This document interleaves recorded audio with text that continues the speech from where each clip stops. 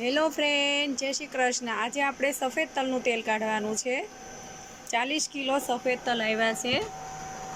જો આવી રીતે આપણે લાઈવ કાઢીને ડબ્બો ભરીને આપવાનો છે। આ રસોઈ માટે ઘરે રસોઈ બનાવવાની હોય ને આમાં બનાવવાની છે। ઓરિજિનલ સફેદ તલનું જો તમારે આવી રીતે તમારા ઘરની વાડીમાં સફેદ તલ હોય તો તમારે કઢાવવું હોય તો હું અહીંયા લાઈવ કાઢી આપું છું ઓરિજિનલ સફેદ તલનું તેલ।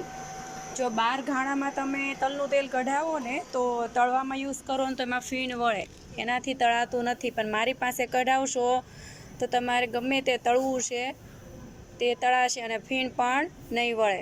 જો આવી રીતે ગામડેથી આવ્યા છે, આ આપણે સફાઈ કરીશું આવી રીતે। જો આવી રીતે ઝીણી માટી હોય છે એ નીકળી જાય અને આવી રીતે સફાઈ કરીને આપણે તેલ કાઢવાનું છે। ઓરિજિનલ સફેદ તલનું તેલ જો આવી રીતે લાઈવ કાઢીને ડબ્બો ભરી આપવાનો છે। જય શ્રી કૃષ્ણ।